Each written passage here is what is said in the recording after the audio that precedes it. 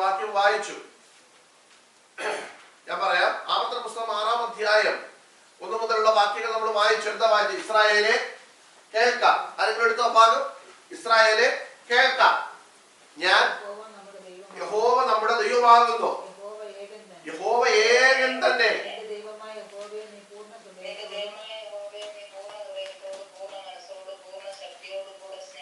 സ്നേഹിക്കണം. നമ്മൾ അതിനെ കുറിച്ച് പഠിച്ചു. അതിനാണ് നമ്മൾ പറഞ്ഞത് എന്തുകൊണ്ടാണ് ഈ ജനത്തോട്. നിങ്ങൾ ശ്രദ്ധിച്ചേ, ഇസ്രായേൽ ജനം എന്ന് പറഞ്ഞതിന്റെ അർത്ഥം എന്നാ? ഇസ്രായേൽ എന്ന് പറഞ്ഞാൽ ദൈവത്തിന്റെ സ്വന്തം ജനം. ഇപ്പൊ ഇത് ആരോടാ പറയുന്നത്? അല്ലല്ല, ഇപ്പൊ നമ്മൾ ഈ വാക്യം വെച്ച് നോക്കിയാൽ ഇത് ആരോടാ ഇപ്പൊ പറയുന്നത്? ഇസ്രായേലിനോട് പറയുക. നോക്കിയേ, ഇസ്രായേൽ എന്ന് പറഞ്ഞാൽ ദൈവത്തിന്റെ സ്വന്തം ജനം.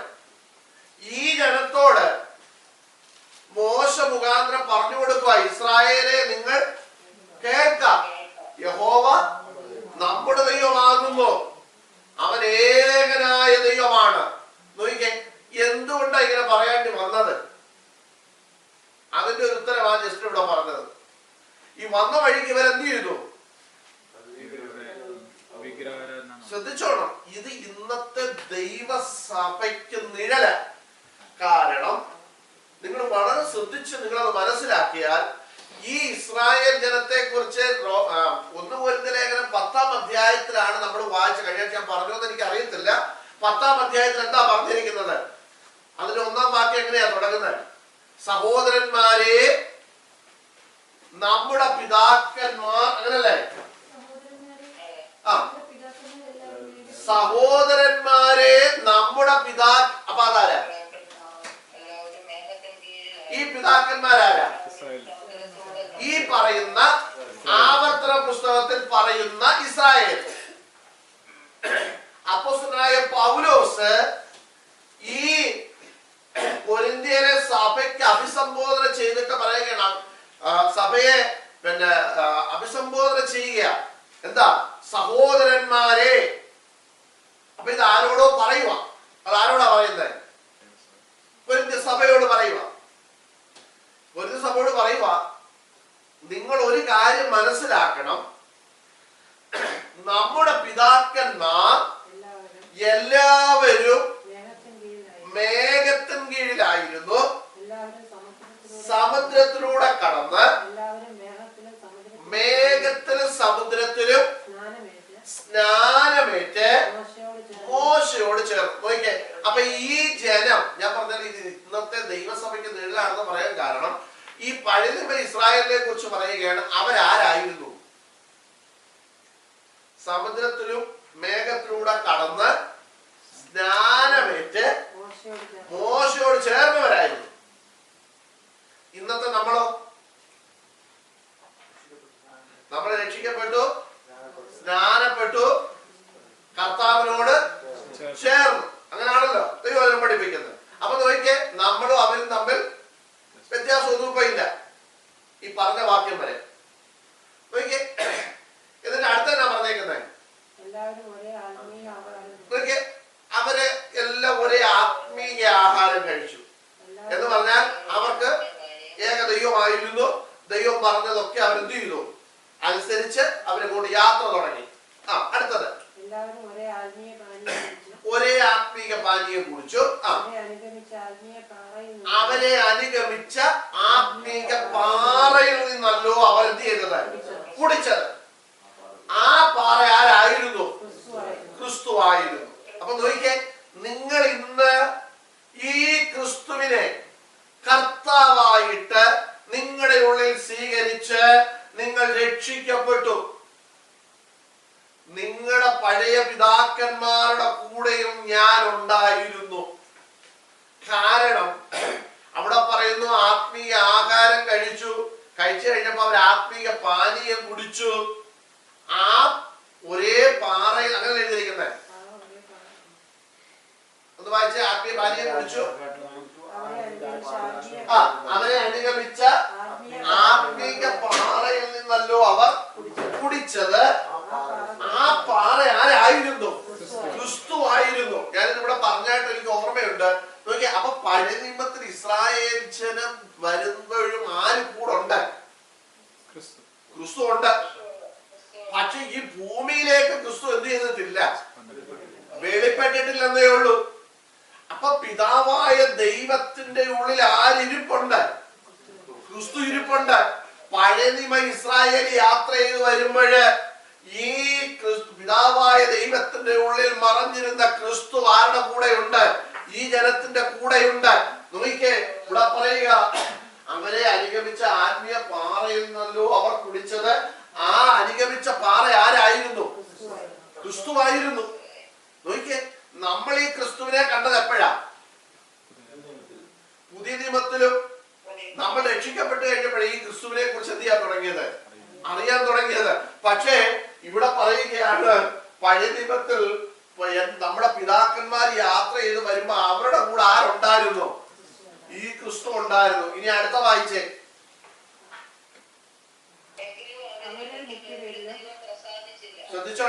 ശ്രദ്ധിച്ചോണം. ഇനിയാണ് വിഷയം. ഈ ഇസ്രായേൽ ജനത്തോട് ഇത് പറയുമ്പോഴ് നമ്മൾ പറയും ഇത് പഴയ നിയമത്തിലല്ലയോ, അതുകൊണ്ട് നമുക്കിതുമായിട്ട് എന്തില്ല, ബന്ധമൊന്നും ഇല്ല. പഴയ നിയമം കീറിക്കളയണമെന്ന് പറയാം ഇപ്പൊ എന്ത് ചെയ്തത് കണ്ടില്ലായിരുന്നോ? പഴയ നിയമം ഒന്നും ഇനി നമുക്ക് വേണ്ട. ചിലര് പറഞ്ഞു പഴയ നിയമം ഇരിക്കട്ടെ, സങ്കീർത്തനം എന്ത് ചെയ്താൽ മതി, കളഞ്ഞാൽ മതി എന്ന് കുറെ പുള്ളികൾ പറഞ്ഞു. നിങ്ങൾ കേട്ട് കാണുമല്ലോ, ഞാൻ അതിനൊക്കെ വിശദീകരിക്കുന്നൊന്നുമില്ല. നോക്കിയേ, ഇവിടെ എന്താ പറയുന്നത്?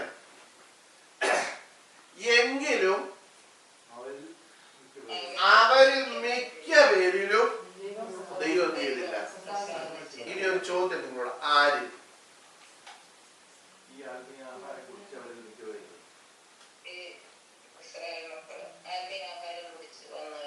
ആത്മീയ ആഹാരം കഴിക്കുകയും ആത്മീയ പാനീയം കുടിക്കുകയും, ഇനി ഇച്ചൂടെ പുറകോട്ട് പോട്ടെ, സമുദ്രത്തിൽ കൂടെ ഇറങ്ങി മേഘത്തിലൂടെ ഒക്കെ കടന്ന് സ്നാനമേറ്റ എന്റെ ജനമെന്ന് അഭിമാനിക്കുന്ന ഇസ്രായേൽ ജനത്തിൽ ദൈവം എന്ത് ചെയ്തില്ല, അവരിൽ മിക്ക പേരിലും ദൈവം എന്ത് ചെയ്തില്ല, പ്രസാദിച്ചില്ല.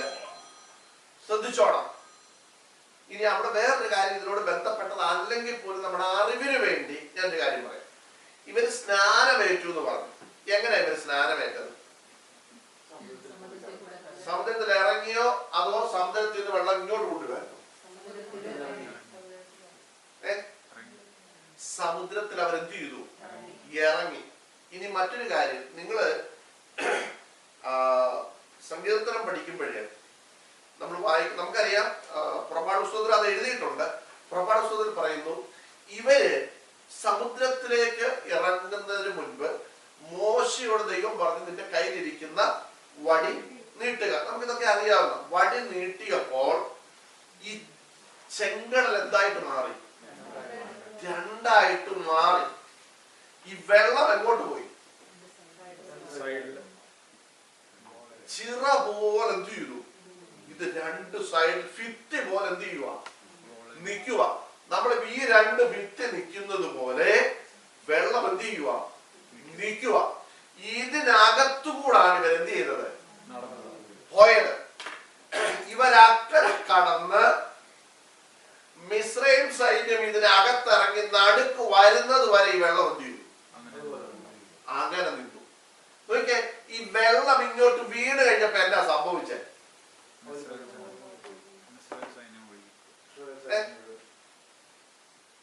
എന്താ സംഭവിച്ചത്? മിസ്രൈമിലെല്ലാം അതിനകത്ത് മുങ്ങിപ്പോയി, ഇല്ലേ? നോക്കിയേ, അങ്ങനെയാണെങ്കിൽ ഈ ഇസ്രായേൽ ജനം കടന്നത് ഈ വെള്ളത്തിനകത്തൂടാ, അല്ലേ? അവിടെ ഉണങ്ങിയ നിലമായി എന്നുള്ളത് ദൈവത്തിന്റെ സത്യമാണ്. നോക്കിയേ, ഞാൻ എന്താ പറഞ്ഞത് നിങ്ങൾക്ക് എല്ലാവർക്കും മനസ്സിലായി?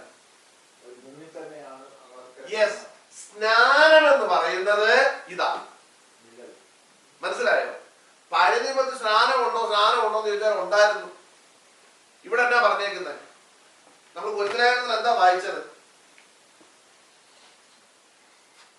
അവർ സമുദ്രത്തിലൂടെ അല്ല, അങ്ങനെ എഴുതിയേക്കുന്നത്. സമുദ്രത്തിലൂടെ കടന്നു. എല്ലാവരും മേഘത്തിലും സമുദ്രത്തിലും ജ്ഞാനമേറ്റു. ഇതാരെ കുറിച്ചാ പറയുന്നത്? പഴയ നിയമ ഇസ്രായേലിനെ കുറിച്ചാ പറയുന്നത്. നോക്കി, ഇംഗ്ലീഷിൽ അങ്ങനെയല്ലല്ലോ എഴുതിയേക്കുന്നത്.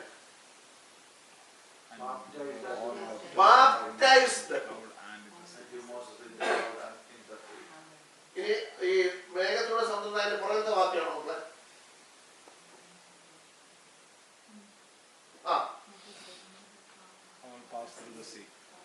കേട്ടോ?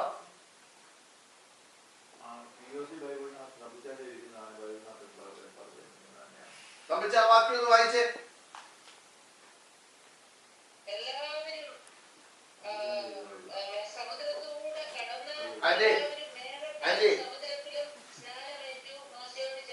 അതിന്റെ ആ തമ്മിച്ചാന്റെ ഇരിക്കുന്ന ബൈബിളിലൊന്ന് വായിച്ചേ.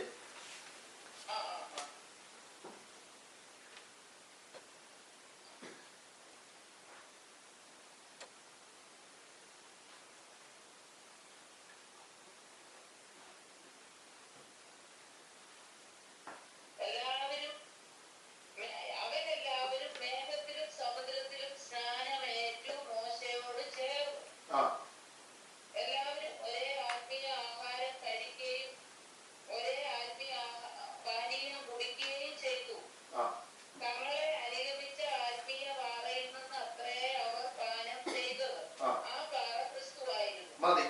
നോക്കിയേ, അപ്പം അവിടെയും ഇത് തന്നെയാണ് എഴുതി വച്ചേക്കുന്നത്. ശ്രദ്ധിച്ചേ, നിങ്ങൾ ശ്രദ്ധിക്കണം. അപ്പൊ പഴയ നിയമത്തിലും എന്തുണ്ടായിരുന്നു? സ്നാനമുണ്ട്. ഇനി ഇന്ന് പുതിയ നിയമത്തിൽ നമ്മൾ പറയുന്ന എല്ലാ കാര്യങ്ങളും എവിടെ ഉണ്ടായിരുന്നു? അതായത് ആത്മീയ വിഷയങ്ങളെ രക്ഷ ഉണ്ടായിരുന്നു, ഇല്ലേ? തെളിവ് ദാവീദ് പറയുക, നിന്റെ രക്ഷയുടെ സന്തോഷം എനിക്ക് തിരിച്ചു തരണേ. നോക്കിയേ, പരിശുദ്ധാത്മാവിന്റെ അഭിഷേകം ഉണ്ടായിരുന്നു, അല്ലെങ്കിൽ പരിശുദ്ധാത്മാവ് ഉണ്ടായിരുന്നു. കാരണം അവിടെ തന്നെ ദാവീദ് പറയുക, നിന്റെ പരിശുദ്ധാത്മാവിനെ എങ്കിൽ നിന്ന് എടുത്തു കളയല്ലേ. ഇത് പഴയ നിയമത്തിൽ ദാവീദ് പറയുന്നത്. നോക്കിയേ, അഭിഷേകം ഉണ്ടായിരുന്നു. ഇന്നത്തെ കൂടി നമ്മൾ അന്യഭാഷയിൽ എന്ത് ചെയ്യുന്നില്ലായിരുന്നു, പറയുന്നില്ലായിരുന്നു എന്ന് മാത്രമേ ഉള്ളൂ. പക്ഷേ അന്നും അവർ അഭിഷേകത്താൽ നിറഞ്ഞ് പ്രവചിച്ചതായിട്ട് ദൈവത്തിൽ എന്ത് ചെയ്യുന്നു, നമ്മൾ വായിക്കുന്നുണ്ട്. ഞാൻ പറഞ്ഞത് ഇതെല്ലാം എവിടെ ഉണ്ടായിരുന്നു? രക്ഷയുണ്ടായിരുന്നു, പരിശുദ്ധാത്മാവ് ഉണ്ടായിരുന്നു, സ്നാനമുണ്ടായിരുന്നു. ഇനി ഈ സ്നാനത്തെ കുറിച്ച് ഇവിടെ നമ്മൾ വായിക്കുന്നത്, ഇത് വെള്ളത്തിൽ അവരെന്ത് ചെയ്തു? ഇറങ്ങി. ഇത് പുതിയ നിയമത്തിൽ മാത്രം പറയുന്ന ഒരു കാര്യം അല്ല. ഞാൻ എന്തിനാ പറഞ്ഞത് നിങ്ങൾക്കറിയാം? ഇന്ന് സമുദായ സഭകളിലുള്ള ഒരാളോട് നമ്മൾ സംസാരിച്ച അവര് പറയും, ഇത് പുതിയ നിയമത്തിലുള്ള ഒരു പരിപാടിയാണ്, നിങ്ങൾ ഇത് പ്രത്യേകം എന്ത് ചെയ്തിരിക്കുക, ഇത് കണ്ടുപിടിച്ച സാധനമാണ്, സ്നാനം ഇങ്ങനാണ് അങ്ങനാണെന്ന് പറയുമ്പോൾ പഴയ നിയമത്തിൽ ഇത് ഉണ്ടായിരുന്നു. പഴയ നിയമത്തിൽ ഇവര് സ്നാനത്തെ കുറിച്ച് പറയുന്നത് എപ്പോഴാ? അവർ സമുദ്രത്തിലൂടെ കടന്നു എന്ന് പറഞ്ഞാൽ എന്നാ? വെള്ളത്തിനകത്തൂടെ അവരെന്ത് ചെയ്തു? ഇറങ്ങി. മേഘത്തിലും സമുദ്രത്തിലും സ്നാനമേറ്റ് അവർ ആരോട് ചേർന്നു? മോശയോട് ചേർന്നു. അങ്ങനെയാണെങ്കിൽ പുതിയ നിയമത്തിലേക്ക് കടന്നു വരുമ്പോൾ നാം വായിക്കുന്നത്, നാം ക്രിസ്തുവിനോട് ചേരുവാൻ, യേശുവിനോട് ചേരുവാൻ, കർത്താവിനോട് ചേരുവാൻ സ്നാനമേറ്റിരിക്കുന്നതായ നാം എല്ലാവരും കർത്താവിനെ എന്ത് ചെയ്തിരിക്കുന്നു? ധരിച്ചിരിക്കുന്നു. ഓക്കെ, ഇവിടേക്ക് വരാം. ഇനി ശ്രദ്ധിക്കണം, ഇവിടെ ഇതെല്ലാം അനുഭവിച്ച് ആത്മീയ ആഹാരവും ആത്മീയ പാനീയവും ഒക്കെ കുടിച്ച് വന്ന ഈ ഇസ്രായേൽ ജനത്തോടാണ് ഇവിടെ ഒന്നാം വാക്യത്തിൽ പറയുന്നത്, ഇസ്രായേലെ കേൾക്കാം, യഹോവ നമ്മുടെ ദൈവമാകുന്നു, അവനേകനായ ദൈവമാണ്. മനസ്സിലായോ? ഈ ദൈവം ഒരു ഭാഗത്ത് മോശമായിട്ട് സംസാരിക്കുന്ന സമയത്ത് സ്വർഗ്ഗത്തിലെ ദൈവം ഇങ്ങനെ പറഞ്ഞു, ഞാനാകുന്നവൻ ഞാനാകുന്നു എന്ന് പറഞ്ഞാൽ അതിന്റെ അർത്ഥം എന്താണെന്നറിയോ? കേട്ടിട്ടുണ്ടോ നിങ്ങൾ ആ വാക്യം? ഞാനാകുന്നവൻ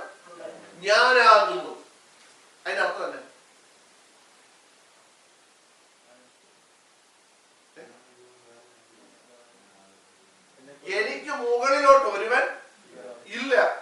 ദൈവം സത്യം ചെയ്യുക, ഞാനാകുന്നവൻ ഞാനാകുന്നു, ഞാൻ അരുളി ചെയ്യുന്നു എന്ന് പറഞ്ഞാൽ നമുക്കറിയാം, നമ്മളൊക്കെ ചെറുപ്പത്തിലൊക്കെ ഇപ്പോഴും ചെയ്യുന്ന സത്യം ചെയ്യും ഇല്ലേ? എങ്ങനെയാ സത്യം ചെയ്യുന്നത്? എങ്ങനെയാണ് സത്യം ചെയ്യുന്നത്? അത് നമ്മളെയൊക്കെ വലിയ സാധനം ആയതുകൊണ്ടാണ് അതെടുത്ത് എന്ത് ചെയ്യുന്നത്. കാരണം അതിനേക്കാൾ വലിയൊരു സത്യം വേറെ ഇല്ല. ചെല്ലു പറയും, ദൈവത്തിനാണ് ഞാൻ ഇത് എന്ത് ചെയ്തിട്ടില്ല. അതിന്റെ അർത്ഥമല്ല നമ്മളെക്കാട്ടി വലിയവൻ ഇല്ലേ? ചിലർ പറയും അമ്മയാണ്, ചിലർ അപ്പനാണ് ഇല്ലേ? ചിലർ പറയും ഞങ്ങളുടെ ഇല്ല പള്ളിയാണ് ഞാൻ എന്ത് ചെയ്തിട്ടില്ല. അപ്പൊ അതിന്റെ അർത്ഥം എന്താണെന്ന് ചോദിച്ചാൽ, നമ്മേക്കാൾ വലിയവനെ കൊണ്ട് എന്ത് ചെയ്യത്തുള്ളൂ. ആണയുടെ നിയമത്തിൽ വ്യക്തമായി പറയുന്നുണ്ട്. അങ്ങനെയാണെങ്കിൽ സ്വർഗത്തിലെ ദൈവം പറയുക, ഞാനാകുന്നവൻ ഞാനാകുന്നു എന്ന് പറഞ്ഞാൽ എന്നേക്കാൾ വലിയവൻ ഒരുവൻ വേറെ ഇല്ല. ദൈവം പറയുക, എനിക്ക് ഈ സത്യം ചെയ്യാൻ നിങ്ങളോട് ഞാനാണ് അരുളി ചെയ്തതെന്ന് പറയാൻ എന്റെ മുകളിൽ ഒരുവൻ ഇല്ല. സ്വർഗത്തെക്കാൾ ഉന്നതനായവൻ ദൈവത്തിൽ എഴുതിയിരിക്കുന്നത്. അപ്പൊ സ്വർഗം എവിടെയാ? കർത്താവിന്റെ മേളിലാണോ താഴെയാണോ? താഴെയാ. കാരണം അവൻ സ്വർഗത്തെക്കാൾ ഉന്നതനായവൻ അല്ലെ? ദൈവം നമ്മൾ വായിക്കുന്നു, സ്വർഗം പോലും തൃക്കണ്ണിന് നിർമ്മലമല്ലല്ലോ. വായിച്ചിട്ടില്ലേ? സ്വർഗം പോലും നിന്റെ കണ്ണ് എന്തല്ല, നിർമ്മലമല്ല. അത്രയ്ക്ക് വിശുദ്ധിയിൽ ഭയങ്കരനായ ദൈവത്തെ കുറിച്ചാണ് ദൈവവചനം നമ്മുടെ മുമ്പിൽ പറയുന്നത്. പോകട്ടെ, നമ്മുടെ വിഷയത്തിലേക്ക് വരാം. ദൈവമക്കളെ, ഇന്ന് പകൽക്കാലം ഓർത്തോണം, ഇവിടെ ഇസ്രായേൽ ജനത്തെ കൂടെ പറയുകയാണ്, നിങ്ങൾ സ്നാനമേറ്റു സത്യം, നിങ്ങൾ രക്ഷിക്കപ്പെട്ടു സത്യം, നിങ്ങൾ ക്രിസ്തുവിനോട് കൂടെ നിങ്ങൾ എന്ത് ചെയ്യുന്നവരാ. കാരണം ഇവരറിഞ്ഞില്ലെങ്കിലും ഇവരുടെ കൂടെ നടന്ന ദൈവം കർത്താവ് ഇവരുടെ കൂടെ നടക്കുകയായിരുന്നു അല്ലെ? അവരെ അനുഗമിച്ച പാറയിൽ നിന്നല്ലോ അവരെന്ത് ചെയ്തത്, കുടിച്ചത്. ആ പാറ ആരായിരുന്നു? അപ്പൊ ഇവരുടെ കൂടെ ആരുണ്ടായിരുന്നു? നോക്കിയേ, ഇന്നും നമ്മുടെ കൂടെ ആരുണ്ട്? കർത്താവുണ്ട്. പക്ഷെ നമ്മളതൊന്നും ചെയ്യുന്നില്ല, അറിയുന്നില്ലല്ലോ. മാത്രമേ ഉള്ളൂ. ഈ പഴയ നിയമ ഇസ്രായേൽ ജനത്തിന്റെ കൂടെയും ആരുണ്ടായിരുന്നു? കർത്താവ് ഉണ്ടായിരുന്നു. പക്ഷെ അവരതെന്ത് ചെയ്യുന്നില്ല, തിരിച്ചറിഞ്ഞില്ല. പക്ഷെ കിട്ടിയതൊക്കെ മേടിച്ച് തിന്നേം കുടിക്കുകയൊക്കെ അവരെന്ത് ചെയ്തു. നോക്കിയേ, ഈ ഞാൻ പലപ്പോഴും ചിന്തിക്കാറുണ്ട്, ഈ ഞാൻ സന്ദർഭം പറയുന്നുണ്ടോ, ഈ കിളിക്കൂട് കണ്ടോ?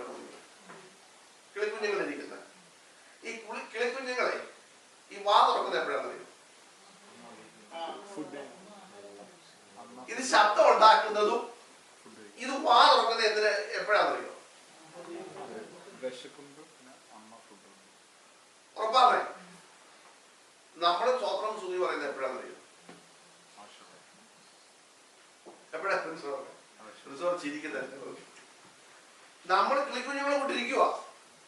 ഞാനിവിടെ കിടന്ന് പറയാം, നമുക്ക് സ്തുതിക്കാം. ആരും ചെയ്യത്തില്ല, അനുഭവത്തില്ല. അപ്പൊ ഞാൻ കിളിക്കുഞ്ഞുങ്ങളെ കൂട്ടാണ്. ഈ സാധനം ഇങ്ങോട്ട് വല്ല വേണമെന്നുണ്ടെങ്കിൽ നമ്മൾ എന്ത് ചെയ്തു ചോദിച്ചാൽ, എന്തേലും അസുഖം വന്നാൽ ഉടനെ, എന്തേലും പ്രശ്നം വന്നാൽ ഉടനെ പാവം. ഇതാണ് നമ്മുടെ അവസ്ഥ. ദൈവമക്കളെ, നാം എപ്പോഴും കർത്താവിനെ എന്ത് ചെയ്തുകൊണ്ടിരിക്കണം? സ്തുതിക്കുന്നവരായിരിക്കണം. നാം ഒരുമിച്ച് കൂടിയത് ഇന്ന് നാം എന്ത് ചെയ്യാൻ വേണ്ടിയാ? നമ്മുടെ ദൈവത്തെ സ്തുതിക്കാൻ വേണ്ടിയാ. നമുക്ക് എപ്പോഴും ഉറക്കെ ചിലപ്പോൾ സ്തുതി സ്തോത്രങ്ങൾ പറയാൻ പറ്റത്തില്ലായിരിക്കാം. പക്ഷെ ഇന്ന് നമുക്കിവിടെ സ്വാതന്ത്ര്യമുണ്ട്. നാം ഒരുമിച്ച് കൂടുമ്പോൾ നമുക്കിന്ന് എന്ത് ചെയ്യാം? നാവുകളെ തുറന്ന് നമുക്ക് ദൈവത്തെ എന്ത് ചെയ്യാൻ പറ്റും? സ്തുതിക്കുവാൻ പറ്റും. നിങ്ങൾ 100-ാം സങ്കീർത്തനം ഒന്ന് വായിച്ചു പോയിക്കേ. 100-ാം സങ്കീർത്തനം ഒന്ന് വായിച്ച സാംസ് 100. സകല ഭൂവാസികളുമായുള്ളവരെ യഹോവയ്ക്ക് ആരാണ് എഴുതിയേക്കുന്നത്? സന്തോഷത്തോടെ യഹോവയെ സേവിപ്പീൻ. എങ്ങനെ പറഞ്ഞത്? സംഗീതത്തോടെ അവന്റെ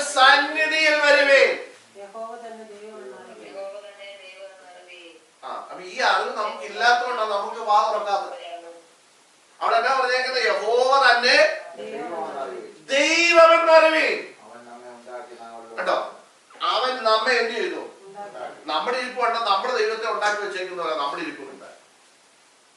നമ്മളാണ് ദൈവത്തെ. നമ്മൾ സ്തുതിച്ചില്ലെങ്കിൽ ആരില്ല. ആ ഗമയിലാ നമ്മൾ ഇരിക്കുന്നത് അല്ലേ? ദൈവത്തെ സ്തുതിക്കാൻ പറഞ്ഞാൽ ദൈവം വേണം ഞങ്ങളെ എന്ത് ചെയ്യട്ടെ.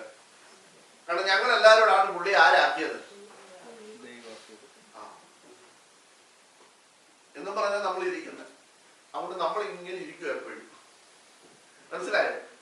ദൈവത്തെ സ്തുതിക്കാൻ വേണ്ടി സംഗീത സകല ഭൂവാസികളുമായുള്ളവരെ യഹോവയ്ക്ക് ആർപ്പിടുവേ. സന്തോഷത്തോടെ ഈ സന്തോഷത്തോടെ ദൈവസ്ഥിതി വരാൻ പറഞ്ഞേക്കുന്നത്. നമ്മളിപ്പോ അതിനകത്ത് തന്നെ ഒരു വാക്യം വായിച്ചു. അവൻ നമ്മെ ഉണ്ടാക്കി, നാം അവനുള്ളവർ ആകുന്നു. അവന്റെ ജനവും അവൻ മേയിക്കുന്ന ആടുകളും തന്നെ. ഇത്രേ ഓർത്താ മതി. നാം ആരുടെ വകയാ? നമ്മൾ ഈ സന്തോഷത്തോടെ വന്നോന്ന് ചോദിച്ചാല് ഞാൻ ചോദിക്കട്ടെ, നമ്മുടെ പ്രശ്നം എല്ലാം തീർന്നു? ഞാൻ ചോദിക്കട്ടെ, നിങ്ങളുടെ പ്രശ്നം തീർന്ന് നിങ്ങൾ ഈ പെന്തിക്കോസിന് ഭയങ്കര ഇന്ന് നിങ്ങളുടെ വിഷയങ്ങൾക്കെല്ലാം വിടുതൽ തരാൻ പോകുന്ന പ്രസംഗിക്കുന്ന പാസ്റ്റർ വിഷയം തീർന്നുണ്ട്.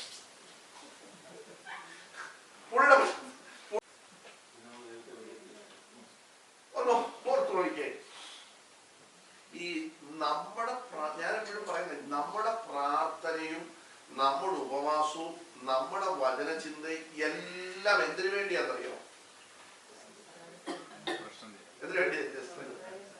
പ്രശ്നമെല്ലാം തീരണം. ഞാൻ ചോദിക്കട്ടെ, നിങ്ങളുടെ പ്രശ്നം തീർന്നിട്ടുണ്ടോ? തീർന്ന ഒരു പരുവത്തിൽ ഇങ്ങനെ തീർന്നതെന്ന് വരുമ്പോ കാണാം അപ്പുറത്ത് നിർത്തി അടുത്തത് എത്തിയുന്നുണ്ട്, വന്നോണ്ടിരിക്കുക.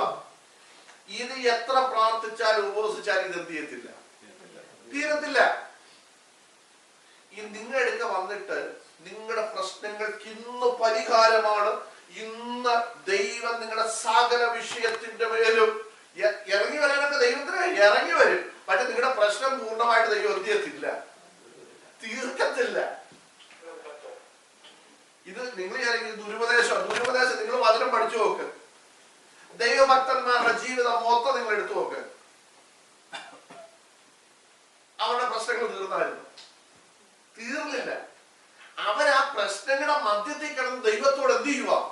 പ്രാർത്ഥിക്കുക, ദൈവത്തെ ആരാധിക്കുക. അല്ലെ? നമ്മൾ ഇവിടെ സകല ഭൂവാസികളുമായുള്ളവരെ നിങ്ങൾ യഹോവയ്ക്ക് ആർപ്പിടുമെന്ന് പറയാനുള്ള കാരണം എന്താന്ന് ചോദിച്ചാൽ, അവൻ നമ്മെ നിർമ്മിച്ചു, നാം അവന്റെ വകയാണ്. അവന്റെ കൈക്കലെ ആടുകൾ. അവസാനം വാക്യം വെച്ച്, അവന്റെ ജനവും അവൻ മേയിക്കുന്ന ആടുകളുമാകും. അതിന്റെ അർത്ഥം നമുക്കൊരു ഇടയനുണ്ട്. മനസ്സിലായോ? നമുക്കൊരു ഇടയനുണ്ട്, നമുക്കൊരു ഉടമസ്ഥനുണ്ട്. ഇതാണ് നമ്മെ ദൈവത്തെ സ്തുതിക്കാൻ പ്രേരിപ്പിക്കേണ്ടുന്ന ഘടകം. മനസ്സിലായോ? ദൈവമക്കളെ, ദൈവത്തെ സ്തുതിക്കാൻ അതിന്റെ അർത്ഥം നമുക്ക് മറ്റു വിഷയങ്ങൾ പ്രാർത്ഥിക്കരുതെന്നോ മറ്റൊന്നും തരത്തില്ലെന്നോ ഒന്നും അല്ല ഞാൻ ഈ പറഞ്ഞത്. ദൈവസന്നിധി വരുമ്പോൾ നമുക്ക് ദൈവത്തെ സ്തുതിക്കാൻ വകയുണ്ടാകണമെങ്കിൽ, സന്തോഷം ഉണ്ടാകണമെങ്കിൽ ഇത്രയും ഓർത്താൽ മതി. നമുക്കൊരു ഉടമസ്ഥനുണ്ട്, നമുക്കൊരു ഇടയനുണ്ട്.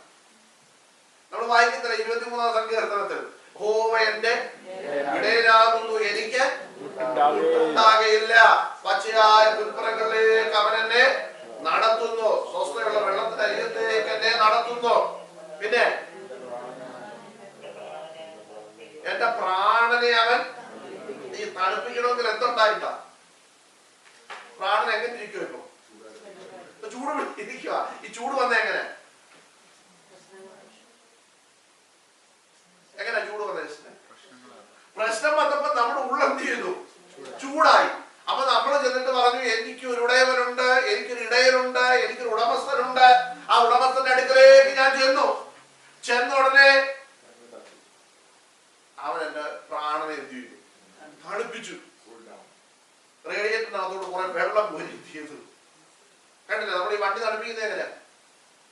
റേഡിയേറ്ററിനകത്ത് വെള്ളം തീർന്നു കഴിയുമ്പോൾ നാളിൽ സംഭവിച്ചു. റേഡിയേറ്ററിൽ നിന്ന് വെള്ളം തീർന്ന് ഞാൻ അറിഞ്ഞില്ല. വണ്ടി ചൂടായി, വണ്ടി എന്ത് ചെയ്തു? നിന്നുപോയി. നോക്കിക്കേ, അപ്പൊ ഈ റേഡിയേറ്റർ തണുപ്പിക്കാൻ ഇതിനകത്തേക്ക് എന്താ ഒഴിക്കുന്നത്? വെള്ളം ഒഴിക്കും.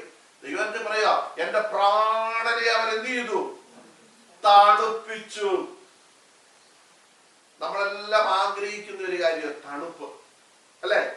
നമ്മളെല്ലാം ആഗ്രഹിക്കുന്നത്. അതോ ഹോട്ടാണോ ആഗ്രഹിക്കുന്നത്? തണുപ്പാണ് നമ്മൾ ആഗ്രഹിക്കുന്നത്. ഇവിടെ പറയുക, യഹോവ എന്റെ ഇടയൻ, ആ ഇടയൻ എന്റെ പ്രാണനെ എന്ത് ചെയ്തു? തണുപ്പിച്ചു. തണുപ്പിക്കണമെങ്കിൽ പ്രാണൻ എന്തായി? ചൂട് പിടിച്ചു, ഹീറ്റായി. ഹീറ്റായപ്പോൾ നമുക്കറിയാം, നമുക്ക് ഈ ടെൻഷൻ വരുമ്പോ എന്താ സംഭവിക്കുന്നത്? എന്താ ടെൻഷൻ വരുമ്പോ? വിയർക്കും അല്ലേ? നമ്മൾ വിയർക്കും. പിന്നെ ചിലരാണെങ്കിൽ ടെൻഷൻ അങ്ങോട്ട് വന്നു കഴിയുമ്പോ ജസ്റ്റ് ടെൻഷൻ വന്നു, അങ്ങനെ ഇവന് 7 ഒരു ബാഗ് എടുത്തിട്ട് പപ്പ അങ്ങോട്ട് ചെയ്യുന്ന നിന്റെ ബാഗ് ഒറ്റ ഏറെ. അതെന്താ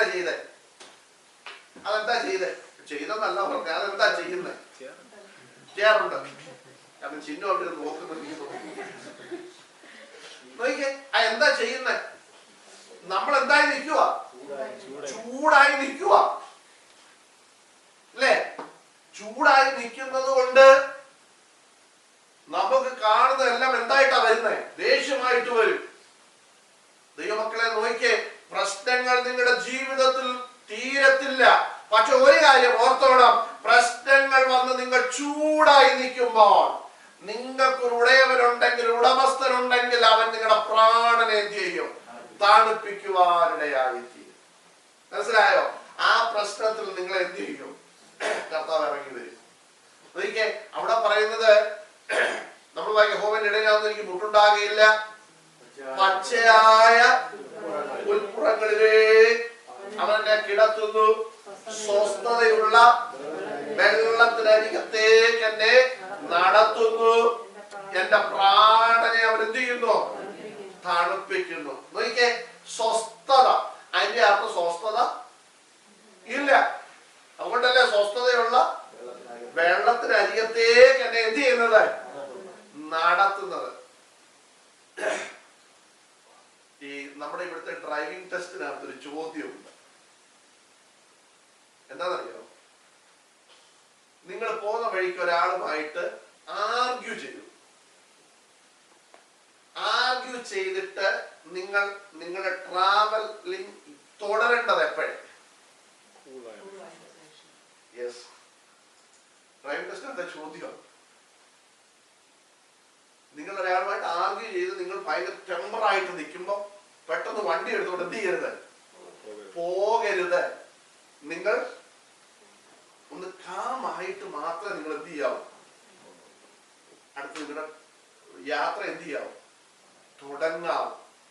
ഞാൻ പറഞ്ഞത് ദൈവമക്കളെ നോക്കി, ഇവിടെ പറയുകയാണ്, സ്വസ്ഥതയുള്ള വെള്ളത്തിന് അരികത്തേക്ക് എന്നെ എന്ത് ചെയ്യുന്നു? നടത്തുന്നു. കാരണം എനിക്ക് പ്രാണൻ എന്തില്ല? സ്വസ്ഥതയില്ല. ചൂടായി നിൽക്കുക, പ്രശ്നങ്ങൾ കൊണ്ട് ചൂടായി നിൽക്കുക. ഇന്ന് പകൽക്കാലം ദൈവസ്ഥലായിരിക്കും ദൈവമക്കളെ ഞാൻ പറയട്ടെ, ഇങ്ങനെ സ്വസ്ഥതയില്ലാതെ ചൂടായിട്ട് നമ്മുടെ പ്രാണൻ പോകുമ്പോൾ, ഇന്ന് പകൽക്കാലം നമ്മുടെ ഉടമസ്ഥനായ, നമ്മുടെ ഇടയനായ നല്ല കർത്താവ് ചെയ്യുന്നത് എന്താണെന്നറിയാമോ? നമ്മെ തണുപ്പിക്കും. നമ്മെ സ്വസ്ഥതയുള്ള വെള്ളത്തിനരികത്തേക്ക് നമ്മെ എന്ത് ചെയ്യും? നടത്തും. സ്തോത്രം. നോക്കിക്കേ, നമുക്ക് മടക്കി വരാം. നമ്മൾ പറഞ്ഞുകൊണ്ടിരുന്ന വിഷയം എന്തായിരുന്നു? ഓർമ്മയുണ്ടോ ആർക്കെങ്കിലും? ഓർമ്മയുണ്ടോ? എന്താ പറഞ്ഞിട്ടുണ്ടായിരുന്നു? നമ്മളിവിടെ വായിച്ചു, ഈ ക്രിസ്തു അവരെ എന്ത് ചെയ്തു? അനുഗമിച്ചു. പക്ഷെ അവരെന്ത് ചെയ്തില്ല? അറിഞ്ഞില്ല.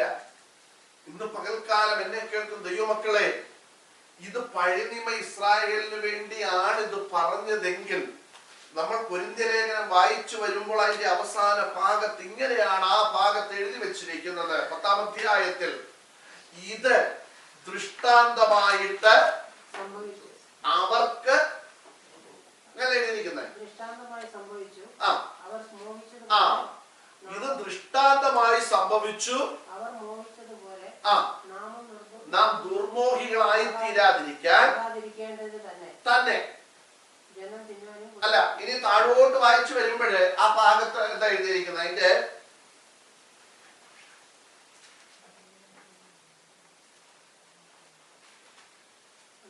11-ാം വാക്യം. ഇത് ദൃഷ്ടാന്തമായിട്ട് അവർക്ക് സംഭവിച്ചു എന്ന് പറഞ്ഞ എന്നാ വാക്കിയിട്ട്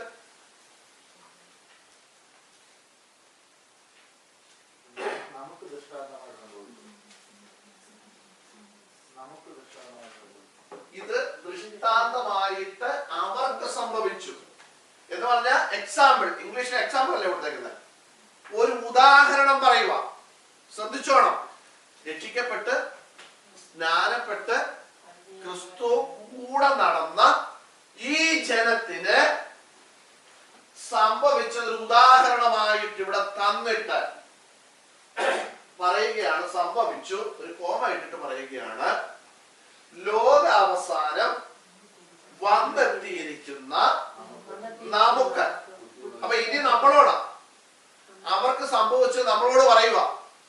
പഴയ നിയമത്തിൽ ഇതെല്ലാം ചെയ്ത വ്യക്തികൾക്ക് സംഭവിച്ചത് പുതിയ നിയമത്തിൽ ഇതെല്ലാം ചെയ്ത നമുക്ക് ഇനി സംഭവിക്കാതിരിക്കാൻ വേണ്ടി പറയുകയാണ്. ലോകാവസാനം വന്നെത്തിയിരിക്കുന്ന നമുക്ക് ബുദ്ധി ഉപദേശത്തിനായിട്ട് എന്ത് ചെയ്തിരിക്കുക.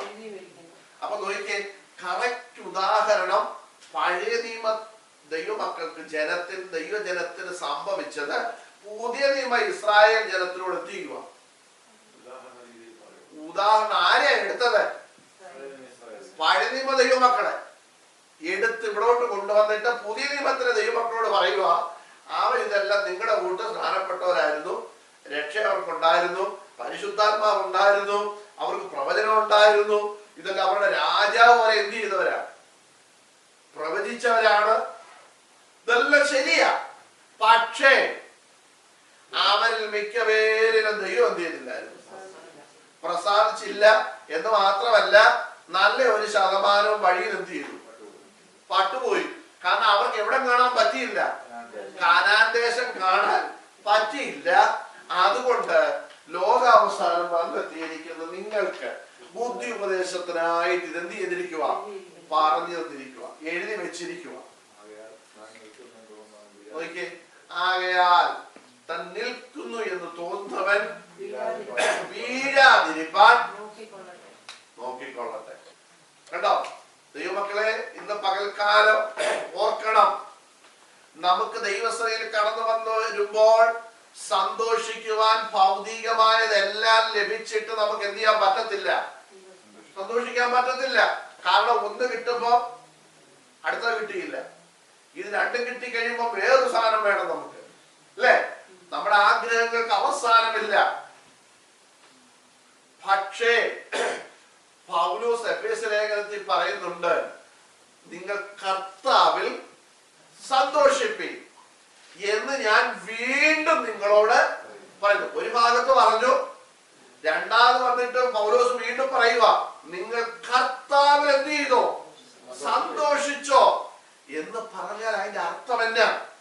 ഈ പഴനിമ ഇസ്രായേലിനോട് ഈ സങ്കീർത്തനത്തിൽ നമ്മൾ പറഞ്ഞതുപോലെ 100-ാം സങ്കീർത്തനത്തിന്റെ അവസാന വാക്യത്തിലും 23-ാം സങ്കീർത്തനത്തിന്റെ 1-ാം വാക്യത്തിലും നാം വായിച്ചതുപോലെ നമുക്കൊരിടയനുണ്ട്, നമുക്കൊരു ഉടമസ്ഥനുണ്ട്. നാം പ്രശ്നങ്ങളാൽ വലയുമ്പോൾ, നമ്മുടെ ഹൃദയം ക്ഷീണിക്കുമ്പോൾ, നമ്മുടെ ദൈവത്തിൽ വായിക്കുന്നു, ദൈവമേ എന്റെ ഹൃദയം ക്ഷീണിക്കുമ്പോൾ ഞാൻ ഭൂമിയുടെ അറ്റത്ത് നിന്നോട് നിലവിളിക്കും. നിലവിളിക്കുമ്പോൾ കേൾക്കുന്ന ഒരു ഇടയനുണ്ട്.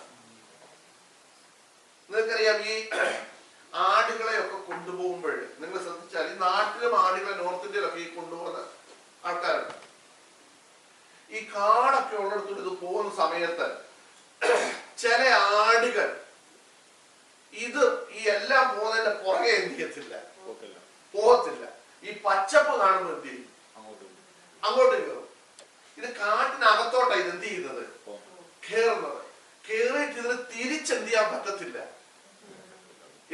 പറ്റാതെ വരുമ്പോൾ എന്താ ചെയ്യുന്നത് അറിയോ?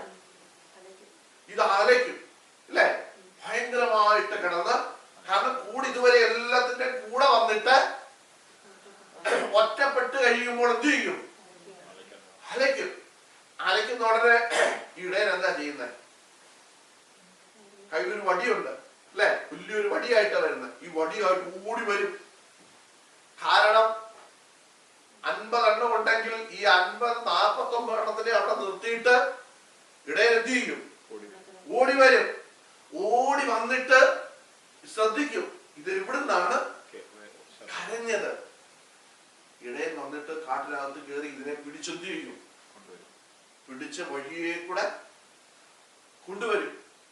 അപ്പൊ ഇത് പിടിക്കുന്ന ഉടനെ ഈ ആടിന് ഈ വഴിയെ കൂടെ വരാൻ വലിയ താല്പര്യമില്ല. കാട്ടിനകത്തൂടെ ഒക്കെ ചാടുകയൊക്കെ ചെയ്യുമ്പോ ഇടയൻ എന്ത് ചെയ്യുന്നറിയോ? ഇടയൻ എന്താ ചെയ്യുന്നതെന്നറിയോ? വലിച്ച വഴിയെ കൂടെ എന്ത് ചെയ്യും? കൊണ്ടുവരും. ഇതെന്തിനാ കൊണ്ടിരുന്നത്?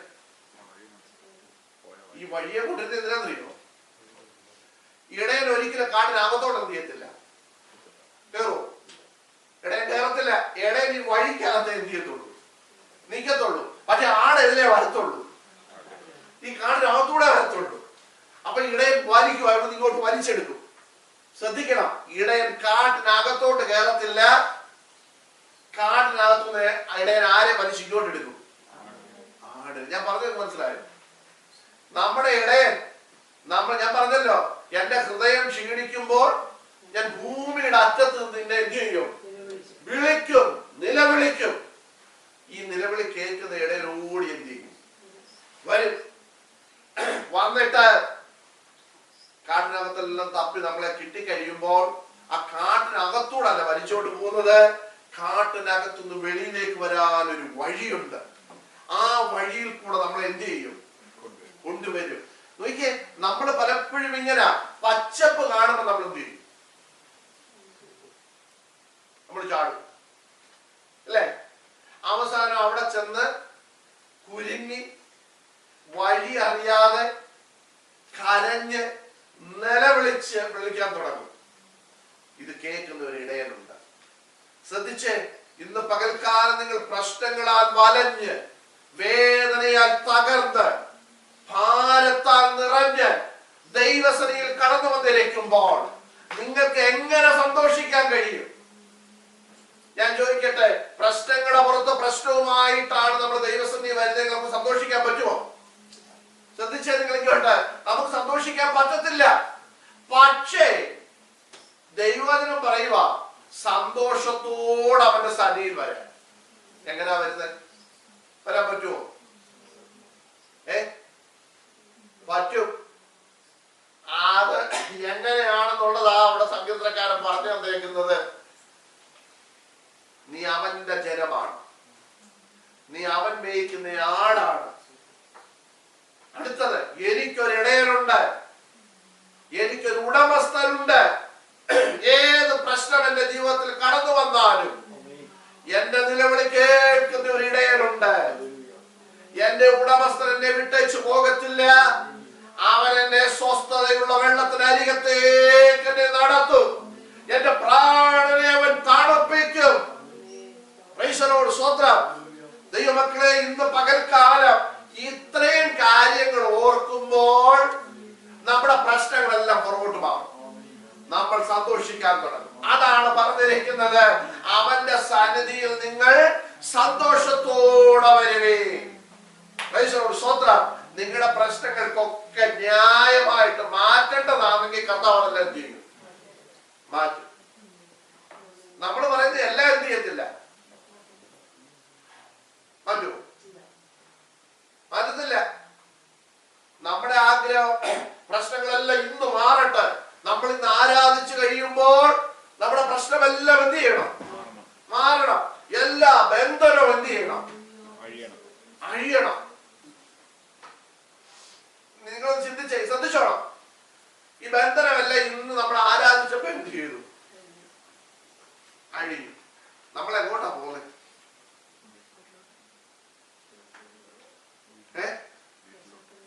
വീട്ടിലോട്ട് പോകുന്നതറിയാം. നമ്മൾ അടുത്ത എങ്ങോട്ടാ ചെല്ലുന്നേ?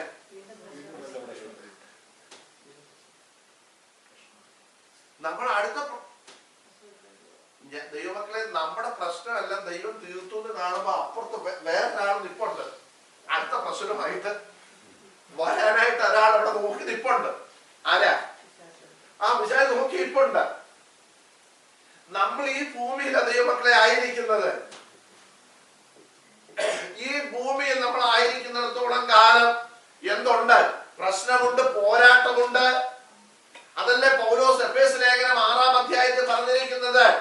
ഒടുവിൽ കർത്താവിലും അവന്റെ അമിത ബലത്തിലും നിങ്ങൾ ശക്തിപ്പെടുവേ. 6:10 നോക്കും. അടുത്തത്, പിശാചിന്റെ തന്ത്രങ്ങളോട് എതിർത്തു നിൽപ്പാൻ കഴിയേണ്ടതിന് ദൈവത്തിന്റെ സർവായുധ വർഗം നിങ്ങൾ എന്ത് ചെയ്തോണം? ധരിച്ചുകൊള്ളുവേ. അടുത്തത്, നമുക്ക് പോരാട്ടമുള്ളത്. കണ്ടോ? നോക്കിക്കേ,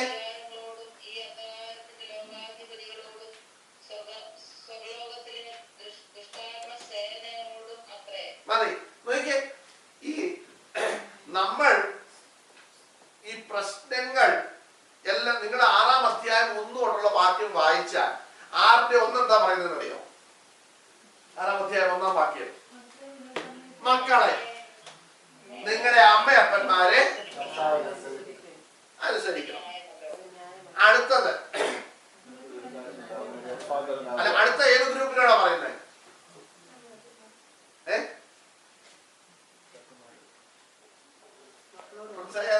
അടുത്ത ഗ്രൂപ്പ് ഏതാ? അതിനകത്ത് മക്കള് കഴിഞ്ഞു. ഇനി പിതാക്കന്മാരെ നിങ്ങളുടെ മക്കളെ കൊമ്പ. ഇനി അടുത്ത ഗ്രൂപ്പ് ഏതാ?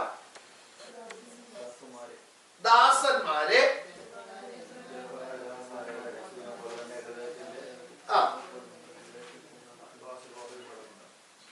ഓക്കെ.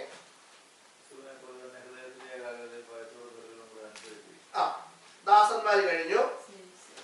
ഇനി അടുത്തത് യജമാനന്മാര്,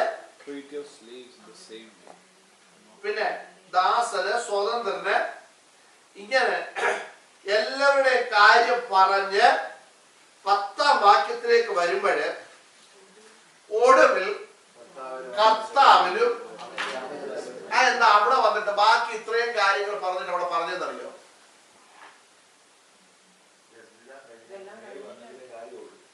ഇവിടെ എല്ലാം പ്രശ്നമാണ് അല്ലെ? അവിടെ ആദ്യം പറഞ്ഞു, മക്കളെ നിങ്ങളുടെ അമ്മയപ്പന്മാരെ നിങ്ങൾ കർത്താവിൽ അനുസരിപ്പേ. അത് ന്യായമല്ലോ. ഇത് പറയുമ്പോൾ പിള്ളേരെല്ലാം കൂടെ എന്ത് ചെയ്യും? 2 എണ്ണം ഉണ്ടെങ്കിൽ 2 കൂടെ 1 ആവും. അതുവരെ കീരിയും പക്കും പോരുന്ന 2 എണ്ണം കൂടെ എന്തായി? 1 ആയിട്ട് ആർക്കെതിരായി? അപ്പനും അമ്മയ്ക്കും എതിരായി. ഇനി ഭാര്യയുടെ വിഷയം, ഭാര്യമാരെ നിങ്ങളുടെ ഭർത്താക്കന്മാർക്ക് കീഴടങ്ങി ഉടനെ ഭാര്യ ആർക്കെതിരായി? അല്ലേ ഈ വാക്യം ബുക്കിക്ക് വേണ്ടി നിങ്ങൾ പ്രശ്നമായി. ഇനി ജോലി ചെയ്യുന്നിടത്ത് ദാസന്മാരുടെ വിഷയം, പിന്നെ യജമാനന്മാരുടെ വിഷയം, ഇതെല്ലാം പ്രശ്നമാണ്. ഇതിന്റെ പ്രശ്നങ്ങളുടെ പുറത്തെന്താ പ്രശ്നമാണ്? ഇതെല്ലാം പറഞ്ഞു കൊണ്ടുവന്നിട്ട് ഇതെല്ലാം നിങ്ങൾക്കുണ്ട് എന്നിട്ട് പറയുക, ഒടുവിൽ കർത്താവിലും അവന്റെ അമിത ബലത്തിലും നിങ്ങൾ ശക്തിപ്പെട്ടോണം. ഇവിടെ ഒക്കെ ജയിക്കണമെങ്കിൽ ആരെ കൊണ്ടേ പറ്റത്തുള്ളൂ? കർത്താവിനെ കൊണ്ടും കർത്താവിന്റെ അമിത ബലം കൊണ്ടും എന്ത് ചെയ്യാൻ പറ്റത്തുള്ളൂ? നിങ്ങൾക്ക് രക്ഷപ്പെടാൻ പറ്റത്തുള്ളൂ, നിങ്ങൾക്ക് ജയിക്കാൻ പറ്റത്തുള്ളൂ. നോക്കിയ ദൈവമക്കളെ, നമ്മുടെ പ്രശ്നമൊന്നും ഇവിടെ തീരത്തില്ല. പ്രശ്നം തീരാൻ വേണ്ടി ആരും സഭയിൽ എന്ത് ചെയ്യരുത്? വരരുത്. നിങ്ങൾ ദൈവവചനം പഠിച്ചോ, നോയിക്കോ, വായിച്ചോ, പ്രശ്നം ഒരിക്കലും എന്ത് ചെയ്യത്തില്ല? തീരത്തില്ല. അങ്ങനെ ആണെങ്കിൽ ഏറ്റവും വലിയ പ്രാസംഗികനായിരുന്നു പൗലോസ്. പൗലോസിന്റെ പ്രശ്നം തീർന്നു. ഇന്നത്തെ കണക്കിന് പൗലോസ് മരിച്ച ഒരാളെ ഉയർത്തി. എനിക്ക് വേണ്ടി പ്രാർത്ഥിച്ചിട്ട് എന്ത് ചെയ്തില്ല? ദൈവം കേട്ടില്ല.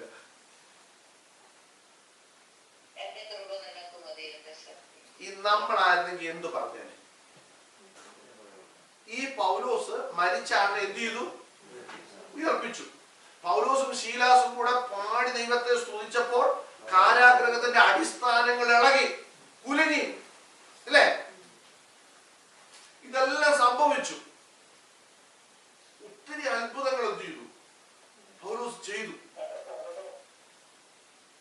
പക്ഷേ പൗലോസ് അടുത്ത് വരുമ്പോൾ വലിയ പ്രശ്നമാണ്. നമ്മുടെ അടുത്ത് വന്നാൽ നമ്മൾ നോക്കുമ്പോൾ പൗലോസിന് പ്രശ്നങ്ങളാണ്.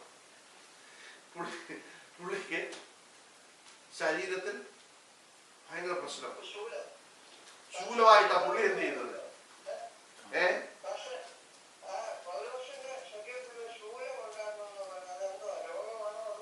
അത് എന്താണെന്ന് ഇന്ന് വരെയും ആരും എന്ത് ചെയ്തിട്ടില്ല, പ്രൂവ് ചെയ്തിട്ടില്ല. പ്രൂവ് ചെയ്തിട്ടില്ലെന്ന് പറഞ്ഞാൽ ചിലര് പറയുന്നു തന്റെ ശരീരത്ത് ഉണങ്ങാത്ത ഒരു വ്രണം അതുണ്ടായിരുന്നു.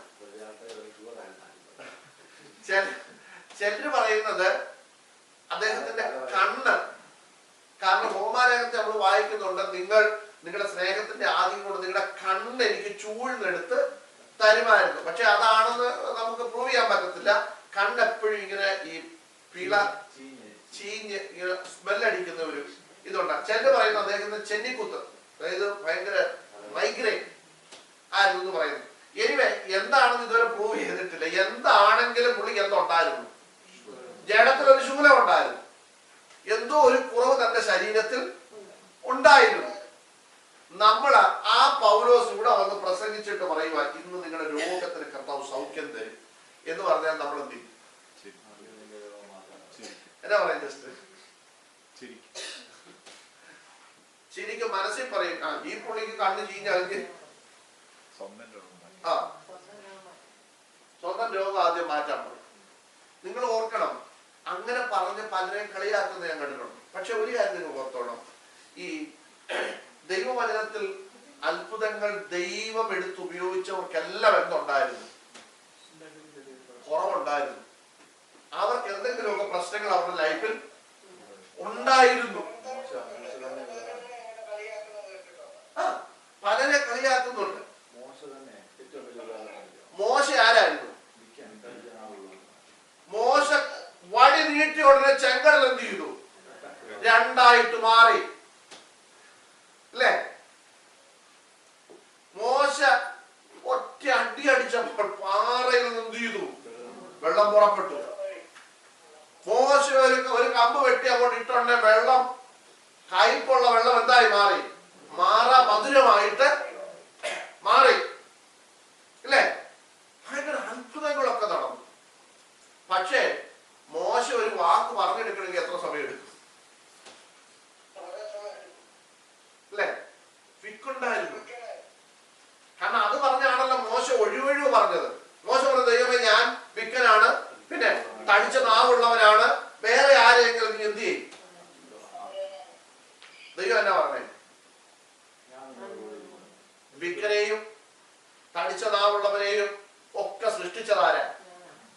ഞാൻ തന്നെ സൃഷ്ടിച്ച്. വിക്കനും നാമനക്കാൻ വയ്യാത്തവനെയും നടക്കാൻ വയ്യാത്തവനെയും കണ്ണ് ചീഞ്ഞവനെയും മൈഗ്രെയിൻ ഉള്ളവനെയും സൃഷ്ടിച്ചതാരാ? സ്വർഗത്തിലെ ദൈവമാണ്. ദൈവം പറഞ്ഞു, ഞാൻ അതിന്റെ സൃഷ്ടിച്ചത്, അതിന്റെ കൂടെ ഇരിക്കും. പിന്നെ ഇവൻ പിന്നെ വയ്യാന്നൊക്കെ പറഞ്ഞൊരു കാര്യം ചെയ്യും, നിന്റെ സഹോദരനായ ആഹാരോനെ നിനക്ക് നാവായിട്ട് ഞാൻ എന്ത് ചെയ്തേക്കാം, തരാമെന്ന് പറഞ്ഞു. ശ്രദ്ധിച്ചേ, ഈ ആഹാരോൻ ഇവര് ഗുണമാണോ ദോഷമാണോ ഉണ്ടാക്കി? ദോഷമാണ് ഉണ്ടാക്കിയത്. കാരണം ഇവൻ പോയ സമയം കൊണ്ട് കാളക്കുട്ടി ഉണ്ടാക്കി ആർക്ക് കൊടുത്തു? ഇസ്രായേൽ മക്കളെ കൊണ്ട് പാപം ചെയ്തു. ഞാൻ കഴിഞ്ഞ ആഴ്ച കുറിച്ച് പറഞ്ഞതാ. ഈ അഹരോന്റെ മക്കള് വന്നു, അവന്മാരെന്താ ചെയ്തത്? അഗ്നി കത്തിച്ചു. ദൈവത്തിന്റെ കോപം ഇറങ്ങി വന്നു. യവന്മാരെ എന്ത് ചെയ്തു? ദഹിപ്പിച്ചു കളഞ്ഞു. പോകട്ടെ, ആ വിഷയം പോകട്ടെ.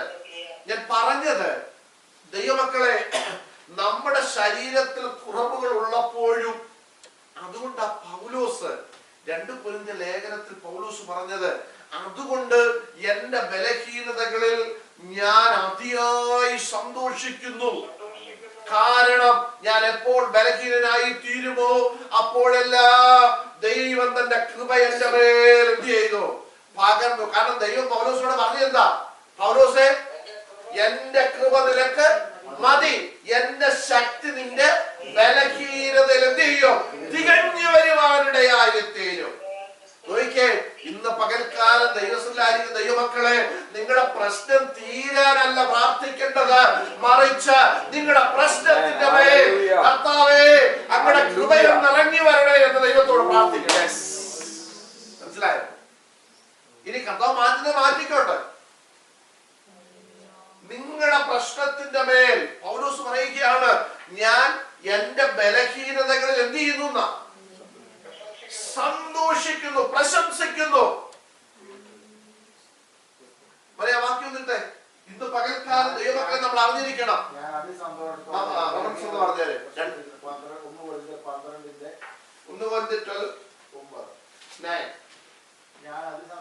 എന്റെ ബലഹീനതകൾ പ്രശംസിക്കും. അതുകൊണ്ട് ഞാൻ ക്രിസ്തുവിന് വേണ്ടി ബലഹീനത, കൈയേറ്റം, ബുദ്ധിമുട്ട്, ഉപദ്രവം, ഞെരുക്കം എന്നിവ സഹിപ്പാൻ കഷ്ടപ്പെടുന്നു. ബലഹീനനായിരിക്കുമ്പോൾ തന്നെ ഞാൻ ശക്തനാകുന്നു. 12:2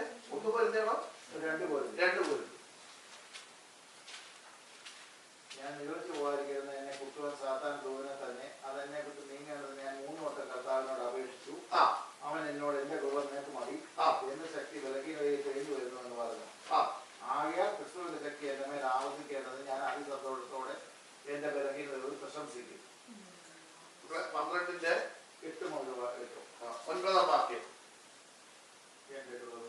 എന്റെ കൃപ ഇതൊക്കെ നമുക്കറിയാവുന്ന ഈ വാക്യം നമുക്ക് കാണാറുണ്ട്. അടുത്ത വാക്യം കിട്ടോ? അതുകൊണ്ട് ഞാൻ ക്രിസ്തുവിന് വേണ്ടി ബലഹീനത, കയ്യേറ്റം, ബുദ്ധിമുട്ട്, ഉപദ്രവം, ഞെരുക്കം എന്നിവ സഹിപ്പാൻ ഇഷ്ടപ്പെടുന്നു. അടുത്ത ശ്രദ്ധിച്ചേ, ബലഹീനനായിരിക്കുമ്പോൾ തന്നെ ഞാൻ ആരാ? ഞാൻ ശക്തനാ. ഇതിന്റെ പുറകിലത്തെ വാക്യം 9 വാക്യം ഇട്ട അവസാന ഭാഗം കണ്ടോ?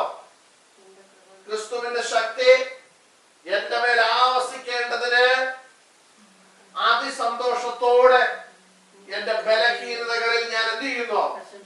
പ്രശംസിക്കുന്നു. കണ്ടോ? ഇതിന്റെ അർത്ഥം തന്നെ ഈ വാക്കിന്റെ കുറവുകൾ. ബലഹീനത നമ്മളിവിടെ പറയുമ്പോൾ തന്നെ അവന്റെ ജീവിതത്തിലെ കുറവുകൾ, ശരീരത്തിൽ എന്തൊക്കെ കുറവ് അവനുണ്ടോ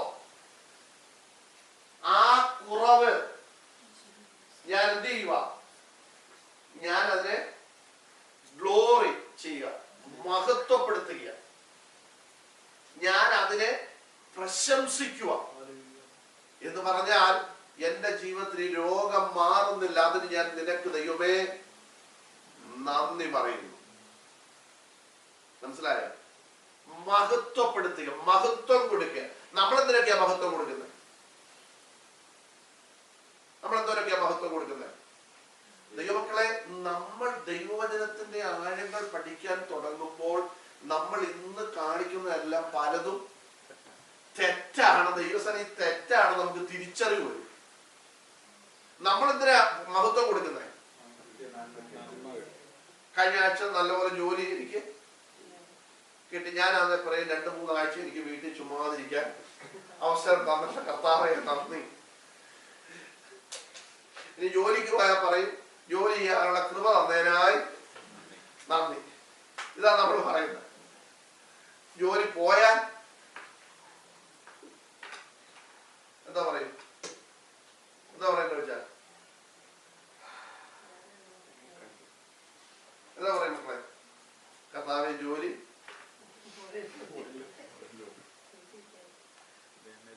അറിയോ? ജോലിക്ക് വേണ്ടി പ്രാർത്ഥിക്കുക, അത് നല്ല കാര്യം, പ്രാർത്ഥിച്ചു, കുഴപ്പമൊന്നുമില്ല. പക്ഷെ ജോലി പോയതിനും കിട്ടുന്നുണ്ടോ എന്നാ ചെയ്യുന്നത്? കിട്ടുന്നുണ്ടെ കർത്താവേ, നമ്മളിവിടെ ഒരു ഭയങ്കര സാക്ഷിയൊക്കെ പറയും, ഞാന് ഈ ജോലി കിട്ടാൻ എനിക്ക് ചുമ്മാ അടിച്ചു കൊടുത്തു, ഈ ജോലിയൊന്നും കിട്ടാൻ ഞാൻ ആരല്ലായിരുന്നു, യോഗ്യനല്ലായിരുന്നു, ഇന്റർവ്യൂവിന് അവരൊന്നും എന്നോട് എന്ത് എന്ത് ചെയ്തില്ല? ചോദിച്ചില്ല. നിങ്ങൾ അതിന്റെ നേരെ ഓപ്പോസിറ്റ് നീ എന്ത് ചോദിക്കും?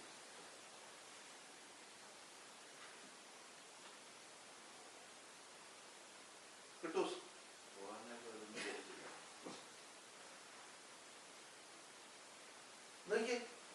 നമ്മൾ പറഞ്ഞത് നേരെ ഓപ്പോസിറ്റ് ഇവിടെ പൗലോസ് പറഞ്ഞിരിക്കുന്നു, അല്ലേ? ആണോ അല്ലയോ? പൗലോസ് എന്താ പറഞ്ഞേ?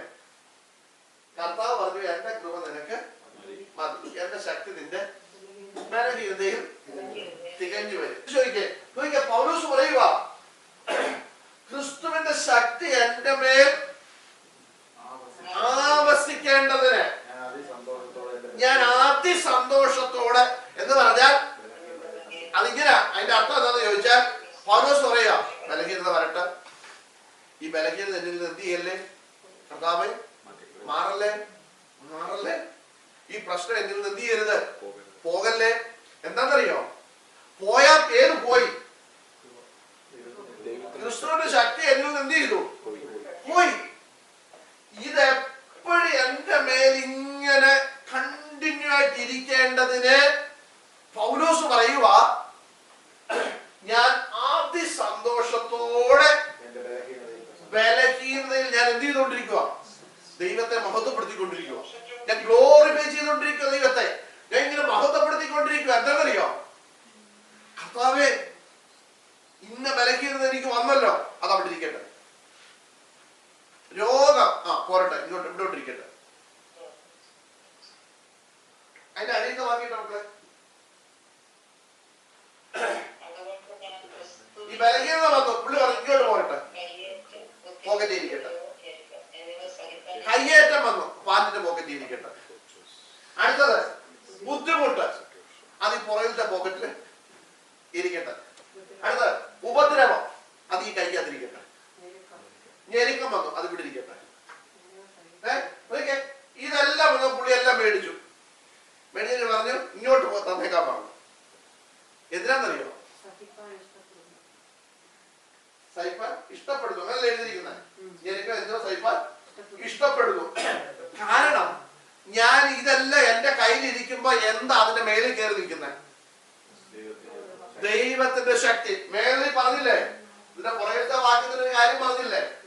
ഏതാ? ഈ ക്രിസ്തുവിന്റെ ശക്തി. ഇതെല്ലാം എന്റെ കയ്യിലിരിക്കുമ്പോ അതിന്റെ മേളിലൊരു സാധനം വന്നുകൊണ്ടിരിക്കും. ക്രിസ്തുവിന്റെ ശക്തി കേട്ടോ. അപ്പൊ ഇതെല്ലാം ഞാൻ പോക്കറ്റിൽ നടത്തിയതൊന്നും എനിക്ക് വേണ്ട കർത്താവേ, ഇത് ആർക്കെങ്കിലും കൊടുക്ക്. കണ്ടിരിക്കുന്നു ഇത് കയ്യേറ്റം, കണ്ടിരിക്കുന്നു ബലഹീനത, കണ്ടിരിക്കുന്നു ഉപദ്രവം, എടുത്ത് അങ്ങോട്ട് കൊടുത്തു. കൊടുത്ത സമയത്ത് ഏതും പോയി. ഏത് പോയി? ക്രിസ്തുവിന്റെ ശക്തി എന്നിൽ നിന്ന് എന്ത് ചെയ്തു? കാരണം ഇതൊന്നും നിനക്ക് സഹിക്കാൻ വയ്യെങ്കിൽ പിന്നെ ഇതെന്തിനാ?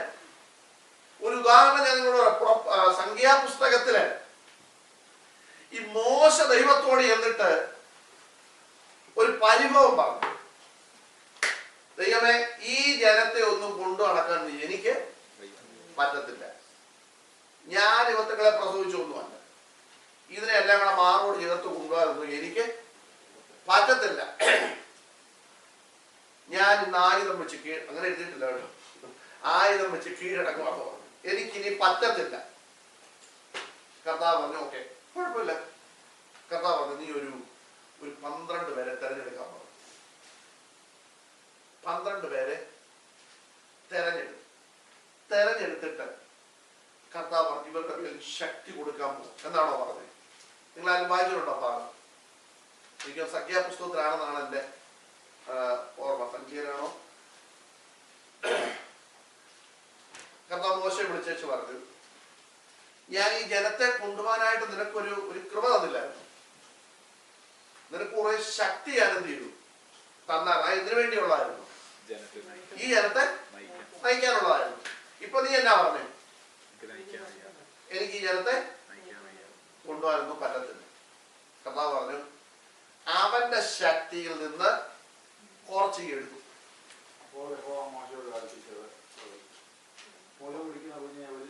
11 വായിച്ചു. അപ്പോൾ മോശെ യഹോവയോട് പറഞ്ഞത് 11:11.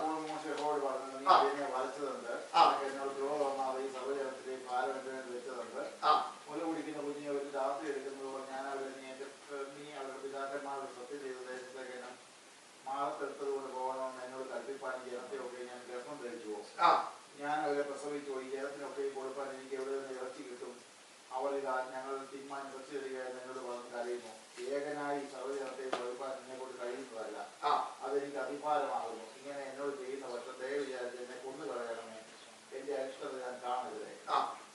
അപ്പോൾ യഹോവ മോശയോട് കൽപ്പിച്ചത്, ഇസ്രായേൽ മൂപ്പന്മാരിൽ വെച്ച് ജനത്തിന് പ്രമാണികളും മേൽവിചാരകന്മാരും നീ അറിയുന്ന 70 പുരുഷന്മാരുടെ സമാഗമന കൂടാരത്തിനായി നിന്നോട് നിൽക്കണമെന്ന് എന്റെ അടുത്ത് കൂട്ടിക്കൊണ്ടുവരിക. അവിടെ ഞാൻ ഇറങ്ങി വന്ന് നിന്നോട് അരുളി ചെയ്യും, ഞാൻ നിന്റെ മേലുള്ള ആത്മാവിൽ കുറെ എടുത്ത് അവരുടെ മേൽ പകരും. നീ ഏകനായി വഹിക്കാതിരിക്കുന്നതിന് അവർ നിന്നോട് കൂടെ ജനത്തിന്റെ ഭാരം വഹിക്കും.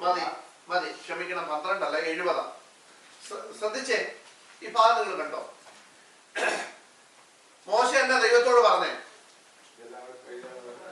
ഞാൻ ഈ ജനത്തെ ഗർഭം ധരിച്ചിട്ടില്ല, ഞാൻ ഈ ജനത്തെ പ്രസവിച്ചിട്ടില്ല, എനിക്കിതിനെ എല്ലാം കൂടെ ഇറച്ചു കൊടുക്കാനൊന്നും എനിക്കിവിടെ ഇറച്ചിക്കണമൊന്നും ഇല്ല, ഞാൻ പൂച്ചമൊന്നും അല്ല, എനിക്ക് ഏകനായിട്ട് ഈ സർവ്വജനത്തെ കൂടെ വഹിച്ചുകൊണ്ട് വരുന്നത് എനിക്ക് എന്ത് ചെയ്യത്തില്ല, കഴിയത്തില്ല, അതെനിക്ക് അതിഭാരമായി. ഇനി അങ്ങനെ എന്നെ നീ നിർബന്ധിച്ചാക്കുവാണെങ്കിൽ നീ എന്നെ എന്ത് ചെയ്തേ, ഇനി കൊന്നാലും വേണ്ടില്ല, പക്ഷെ ഞാൻ ഈ ജനത്തെ കൊണ്ട് ഇനി എന്ത് ചെയ്യത്തില്ല, പോകത്തില്ല. ദൈവം പറഞ്ഞു, ഓക്കെ, നിനക്ക് പറ്റത്തില്ലെങ്കിൽ വേണ്ട, നീ ഒരു കാര്യം ചെയ്യും, നിനക്ക് സഹായത്തിനായിട്ട് ഒരു 70 പേരെ നീ എന്ത് ചെയ്യണം, തെരഞ്ഞെടുക്കണം. ഈ 70 പേരെ തെരഞ്ഞെടുത്തിട്ട്, അവിടെ നമ്മൾ വായിച്ചത്, എന്റെ അടുക്കൽ നീ ആ ഇസ്രായേൽ മൂപ്പന്മാർ 7 എണ്ണത്തിനെ തെരഞ്ഞെടുത്ത് എന്റെ അടുക്ക വരണം. അവിടെ ഞാൻ എന്ത് ചെയ്യും, ഇറങ്ങി വന്ന് എന്താ ചെയ്യേണ്ടതെന്ന് ഞാൻ പറഞ്ഞു തരാൻ പറഞ്ഞു. ഇവിടെ ദൈവം ചെയ്തതെന്നറിയോ? മോശയുടെ മേൽ പകർന്ന ആത്മാവിൽ കുറെ എടുത്ത് ഈ 70 പേരുടെ മേൽ എന്ത് ചെയ്തു, കൊടുത്തു. നിങ്ങൾ ശ്രദ്ധിച്ചേ, അടുത്ത പറയുന്നത്, നീ ഏകനായിട്ട് വഹിക്കാതിരിക്കേണ്ടതിന് അവർ നിന്നോടുകൂടെ ജനത്തിന്റെ ഭാരം വഹിക്കും. നിങ്ങൾ ശ്രദ്ധിച്ചോണം ആ ഭാഗം, നിങ്ങൾ ആ ഭാഗം ഒന്ന് ചിന്തിച്ചു നോക്കിക്കേ. ഈ മോശയുടെ ഉള്ളിൽ പകർന്ന, അല്ലെങ്കിൽ തന്റെ ശരീരത്തിന്മേൽ പകർന്ന ആത്മാവിന്റെ ശക്തിയിൽ കുറച്ചെടുത്ത്, അങ്ങനല്ലേ എഴുതിയിരിക്കുന്നത്, ഇംഗ്ലീഷിലിട്ട്, ഇംഗ്ലീഷ് എഴുതിയിരിക്കുന്നത്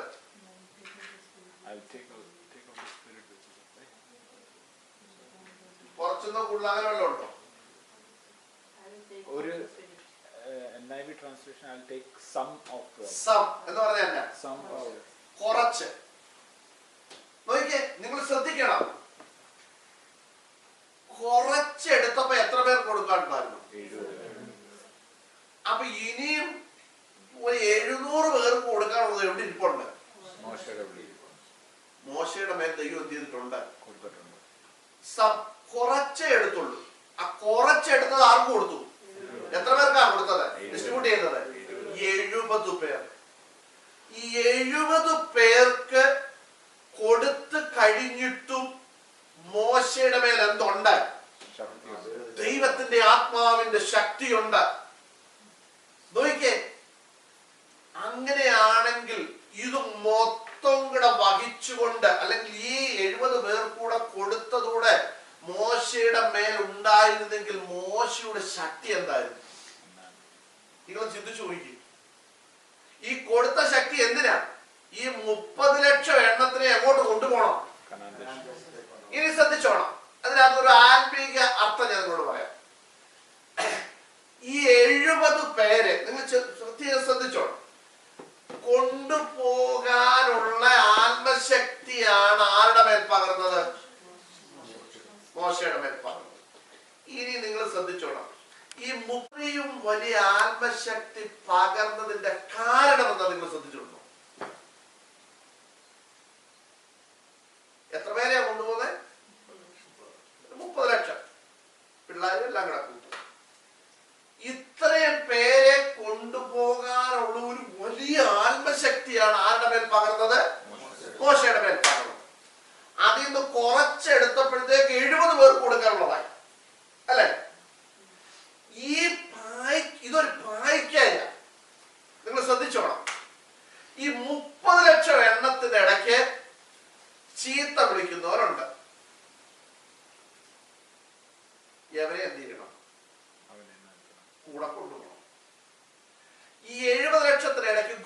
പൊക്കിഷം ഉണ്ടാക്കുന്നവരുണ്ട്. മനസ്സിലായോ? യവനെ എന്ത് ചെയ്യണം? ഉൾപ്പെടുത്തി കൊണ്ടുപോകണം. ഈ 70 ലക്ഷം എണ്ണത്തിനകത്ത് വേറെ ദൈവങ്ങളുടെ പുറകെ പോകുന്നവന്മാരുണ്ട്. അവനെ എന്ത് ചെയ്യണം? കൊണ്ടുപോകും. ഈ 30 ലക്ഷത്തിന്റെ ഇടയ്ക്ക് 70 ലക്ഷം ഈ 30 ലക്ഷത്തിന് ഇടയ്ക്ക് പെണ്ണ് പിടിക്കാൻ പോകുന്നവരുണ്ട്. ഉണ്ടോ? ഉണ്ടോ ഇല്ലയോ? സംശയം. സംഖ്യാപുസ്തകം 25-ാം അധ്യായം വായിച്ചാൽ മതി, സംശയം തീരും.